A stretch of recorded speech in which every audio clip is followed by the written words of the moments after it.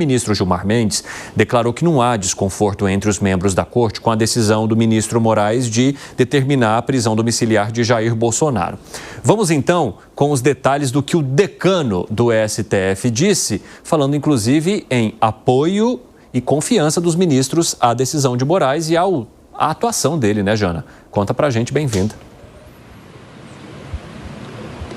Pois é, Evandro, boa tarde a você. E bem lembrado, né, que Gilmar Mendes é o decano da corte. Então, qualquer declaração ali do decano, representando ali todos os 11 ministros, é sempre muito importante dar uma atenção específica, né? E ele disse isso, ele disse que a decisão do ministro Alexandre de Moraes de decretar a prisão de Jair Bolsonaro não causa nenhum desconforto entre os demais ministros do STF. O ministro, ele falou exatamente assim, que o ministro Alexandre tem toda a nossa confiança e todo o nosso apoio. O ministro, ele deu essa declaração no evento que ele participou hoje de manhã aqui em Brasília e ele foi questionado por jornalistas exatamente por quê, Evandro? Porque desde ontem tem circulado notícias ali de que uma ala ali do STF aqui da corte não estaria confortável ali com a decisão da prisão de Jair Bolsonaro. Então, o ministro Gilmar Mendes disse isso, que sim, a decisão de Alexandre de Moraes tem sim o apoio de todos os ministros, segundo ele.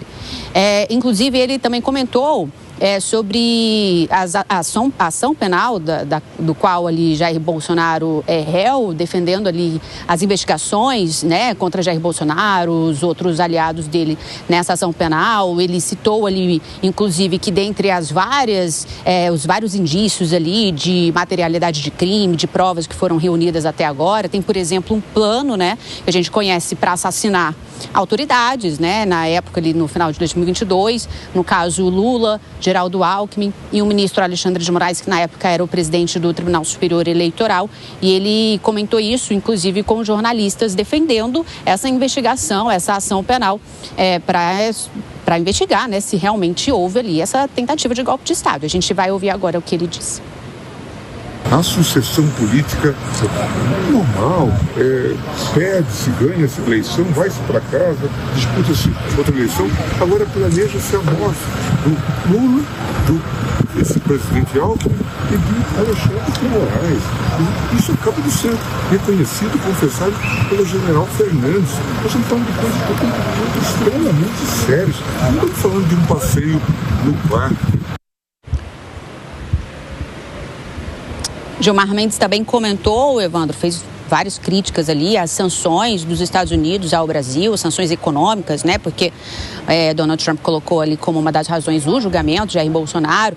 E ele disse o seguinte, Gilmar Mendes, que não é normal uma tentativa de se valer de tarifas comerciais para fazer mudanças institucionais em países que têm a sua soberania. E aí ele falou que isso é claramente repudiado e que não é aceito em nações maduras, como o caso do Brasil. E disse que o Brasil, em suas pretensões comerciais, nunca exigiria mudanças no entendimento da Suprema Corte dos Estados Unidos.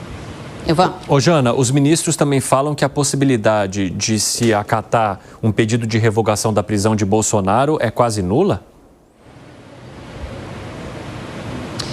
Pois é, olha só, publicamente os ministros não têm se posicionado, né, se manifestado sobre isso. Mas, Evandro, revogar uma prisão domiciliar de Jair Bolsonaro tão próximo do julgamento que pode acabar condená-lo, isso é quase que improvável. Até porque, na decisão de Alexandre de Moraes, antes da decretação da prisão, aquela outra decisão ali que ele adverte o ex-presidente Jair Bolsonaro que se ele novamente descumprisse uma medida cautelar, o ministro Alexandre de Moraes iria decretar uma prisão preventiva. No caso, agora não foi o que aconteceu. Ele decretou uma prisão ali domiciliar. Então, ali já é uma medida, de certa forma, ali entendida como cautelar por parte do ministro Alexandre de Moraes. Então, se ele fosse fazer alguma mudança, seria uma mudança para a prisão preventiva e não revogar a prisão domiciliar. Mas fato é que a defesa de Jair Bolsonaro ainda não entrou com recurso, viu, aqui no STF contra essa prisão domiciliar, mas eles estão elaborando, os advogados ali, né, comandados ali pelo grupo comandado pelo Dr. Celso Velarde, está elaborando ali uma defesa, vai apresentar aqui no STF, diretamente ao ministro Alexandre de Moraes, pedindo a revogação, sim, dessa prisão domiciliar, mas a tendência é que não seja revogado, não. Muito obrigado pelas informações, Jana. Ótimo trabalho para você aí em Brasília. Vamos começar pela mensagem passada pelo ministro Gilmar Mendes, Fábio Piperno, que diz: nós estamos com o ministro Alexandre de Moraes. Eu queria saber de você se essa é uma estratégia para fortalecer o ministro no momento em que ele está sendo bombardeado, claro, por causa das várias contradições que são apontadas por muitos especialistas em direito constitucional, em direito penal, principalmente no que diz respeito ao decreto de prisão domiciliar para o ex-presidente Jair Bolsonaro nesse momento. Evandro, nas situações de conclave, a gente só fica sabendo o que está acontecendo lá dentro pela cor da fumaça. Né? Exatamente. Então, qual você acha que é a cor da fumaça agora lá no Supremo? É aí que está o negócio. Então, para consumo externo, é fumaça branca, né? Reina a paz. Assim que o ungido é escolhido lá pelos cardeais, ele aparece na Praça de São Pedro, faz a sua saudação e todos os outros juram aí obediência e a união da igreja em torno daquela figura. Muito bem. Nessa questão que atinge diretamente o STF, é claro que ninguém vai dar manifestações públicas contrárias à decisão do ministro Alexandre de Moraes. Ninguém vai dizer, fala assim, olha, a aplicação da lei Magnitsky, ou então, olha, ele está muito errado nisso. É muito difícil. Oi, diga. Não, mas, entretanto, ontem saiu uma reportagem no UOL, você deve ter visto, né? Por isso que há essa manifestação hoje do... Dizendo, entendeu? Então, Fala, termina, Gani, dizendo o quê? Não, dizendo que alguns ministros do STF ficaram incomodados e entenderam que a medida foi muito abusiva. Pois então. Isso aí é informação de bastidor, tá, pessoal? Nenhum ministro vocalizou isso, mas é claro que vários deles conversam com jornalistas, principalmente quando essas situações acontecem. Exatamente. Essa é a parte da fumaça escura. Enfim, as informações de bastidores, é isso. Quer dizer, não há consenso.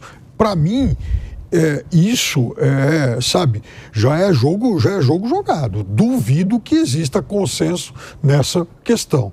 Agora, o problema é que quando um ministro é alvo de ataques externos, aí vem também o espírito mais corporativista. Ou seja, pera lá, nós podemos divergir dele, mas quando a instituição de alguma coisa é alvejada, a gente sai em defesa e resolve depois.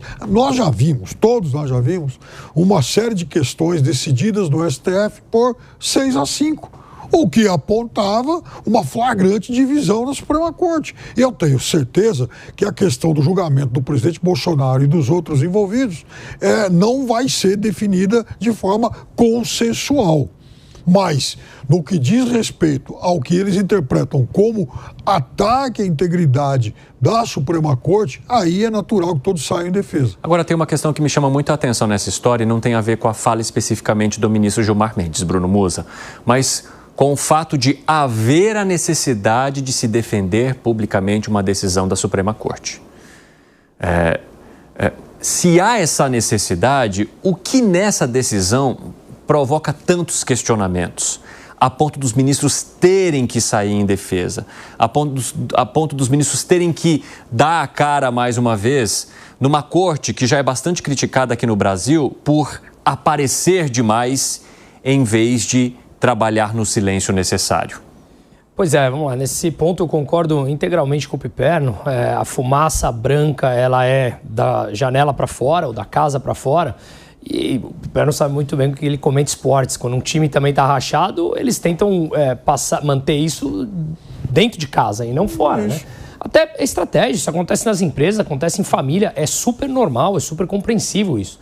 Mas quando a gente começa a analisar os pequenos comportamentos, eu acho que ali dá mensagens que a fumaça pode ser escura, como o Piperno muito bem falou. Então, eu não vejo, Evandro, todos saindo em defesa, assim, com veemência, né? A gente vê alguns. Por exemplo, a própria Veja noticiou que os supostos próximos sancionados pela Lei Magnitsky será Gilmar Mendes, ou pode ser Gilmar Mendes, e o Barroso. E aí são esses que, no meu entender, já passaram todos os limites e não importa mais uma mudança de comportamento, eles já estão marcados. Então, se as sanções vierem, provavelmente virá com esses. E isso faz com que, muitas vezes, a própria ameaça em si seja, digamos, mais dura do que o ato.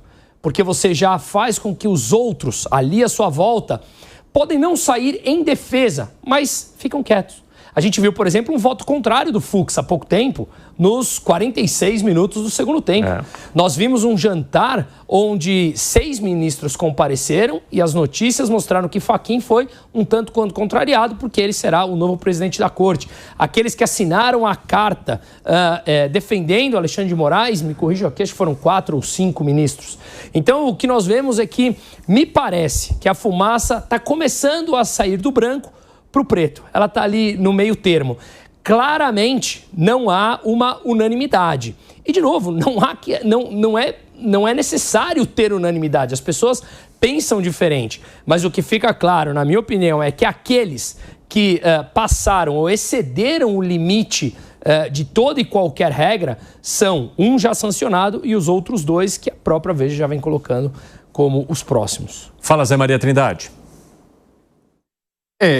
Não é tão fechado assim, né? Aqui e ali os ministros falam e o ministro Gilmar Mendes tem razão. Há um grupo, a maioria do Supremo, que apoia o ministro Alexandre de Moraes. Hoje mesmo eu conversava com o senador Isalci Lucas, que está nessa obstrução do Congresso Nacional, e ele defendendo, né, que é a reivindicação do PL ao obstruir o Congresso, defendendo o impeachment do ministro Alexandre de Moraes. Eu disse por quê? Aí ele diz exatamente por essas medidas que ele tomou. Aí tem a dificuldade, mas ele é um juiz, ele tem que tomar medidas. Não há um crime, digamos, um crime de responsabilidade que possa gerar um impeachment. Por outro lado, aí teria também que impeachment outros ministros do Supremo, porque as medidas dele são referendadas no plenário principal ou no plenário da primeira turma, ou seja, age em nome do Supremo Tribunal Federal. Então, assim, eu não tenho uma coletânea de dados para dizer que ele consultou os ministros do Supremo antes de mandar prender em domicílio o ex-presidente Jair Bolsonaro. Mas pela lógica, pelo que vem acontecendo, pelo andar da história, eu acho que ele não... Isso aí eu acho, não conversei com vários ministros, que ele não tomaria essa decisão sem falar com os ministros do Supremo. Isso aí é uma lógica, né? Então, ele está assumindo ele virou o para-raio do Supremo Tribunal Federal, que eu insisto aqui de que não é só ele, mas, enfim, tudo tem que ter um autor e ele é o relator do processo. E lembrando também que esta prisão domiciliar do ex-presidente Jair Bolsonaro nem é pela ação que ele é réu e que está sendo julgado, mas sim por obstrução de justiça. Quer dizer, é outro assunto que poderá gerar, inclusive, um outro processo, ou talvez, sei lá, uma outra condenação, uma situação complexa, complicada.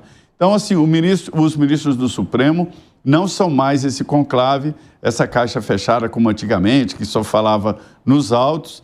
E mais, eu vou justificar. Todo mundo me diz aqui, a gente conversa muito, depois da tal luz azul no plenário do Supremo, o Supremo mudou. Está muito mais parlamentarizado, muito mais ligado à imagem e à política. Luz azul é a TV Justiça que transmite tudo. É uma das poucas cortes superiores do mundo que fazem essa transmissão ao vivo.